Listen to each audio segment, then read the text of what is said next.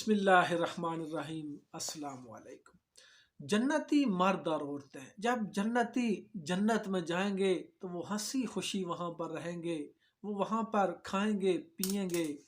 جناب رسول اللہ صلی اللہ علیہ وآلہ وسلم نے فرمایا کہ جنتی جنت میں پہنچ کر مرد اور عورتیں جنت میں کھائیں گے پئیں گے، لیکن کھانے کے باوجود یہ لوگ نہ تو تھوکیں گے اور نہ ہی پیشاب کریں گے، نہ ہی وہ پاخانہ کریں گے، اور نہ ہی ان کو ناک صاف کرنے کی ضرورت پیش آئے گی۔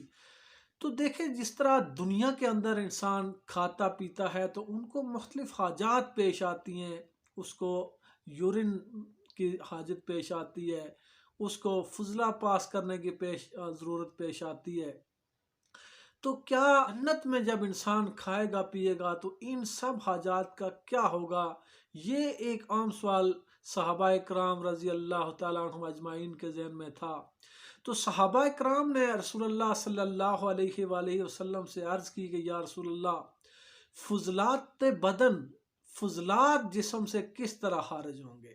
تو اس پر آپ صلی اللہ علیہ وآلہ وسلم نے فرمایا کہ اس کی دو صورتیں ہوں گی۔ اول تو یہ کہ ایک ڈکار آئے گی اور اس ڈکار سے سب کچھ ہضم ہو جائے گا، سب کچھ ختم ہو جائے گا، اور دوسرا یہ ہوگا کہ ان کو ایک مشک کی طرح کی ایک پسینہ آئے گا، خوشبودار پسینہ آئے گا، ایسا خوشبودار پسینہ آئے گا کہ اس میں سے سب کچھ ان کا خارج ہو جائے گا۔ ان دونوں چیزوں کے ذریعے، یعنی ایک تو ان کو ڈکار کے ذریعے سے اور دوسرا خوشبودار پسینے کے ذریعے سے ان کا سب کچھ ہضم ہو کر باہر آ جائے گا، اور ان لوگوں سے تسبیح و تحمید ان کی زبان سے بے اختیار ہر وقت جاری ہوگی۔